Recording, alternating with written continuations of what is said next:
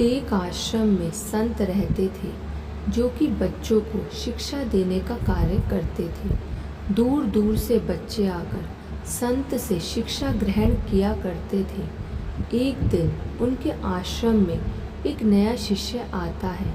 शिष्य का स्वागत संत अच्छे से करते हैं और उसका परिचय अन्य शिष्यों से करवाते हैं। नया शिष्य चोरी करने की भावना से आश्रम में रहने लग जाता है और जब भी उसे मौका मिलता वह अन्य शिष्यों का सामान चुरा लेता। वहीं एक दिन कुछ शिष्य उसे चोरी करते हुए पकड़ लेते हैं और फौरन संत के पास ले जाते हैं। संत को शिष्य बताते हैं कि किस तरह से वो उनका सामान चोरी कर रहा था। शिष्यों की बात सुनने के बाद चोरी करने वाले लड़के को संत कुछ नहीं कहते और सभी शिष्यों को वापस भेज देते हैं। संत द्वारा चोरी करने पर कुछ ना कहे जाने पर हर कोई हैरान हो जाता है। वहीं कुछ दिनों बाद फिर वही लड़का चोरी करते हुए पकड़ा जाता है।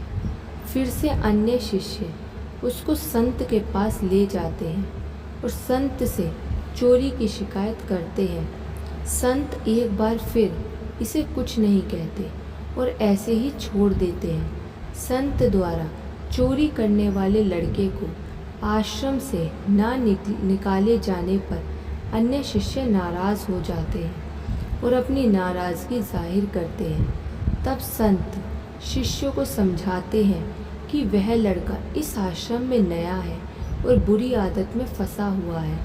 व्यक्ति की आदतों को बदलने में समय लगता है।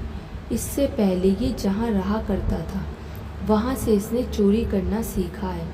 इस आश्रम में अच्छी बातें पढ़ाई सिखाई जाती है और एक दिन यह लड़का भी अच्छा ज्ञान हासिल करने के बाद सुधर जाएगा।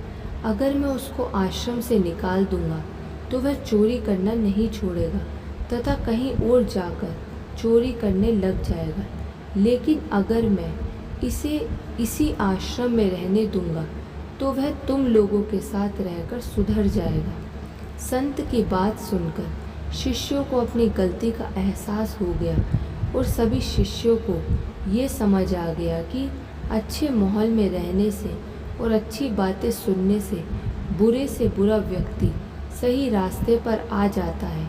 सभी शिष्य संत से क्षमा मांगते हैं और वादा करते हैं कि वे उस लड़के को सुधारने में संत की मदद करेंगे।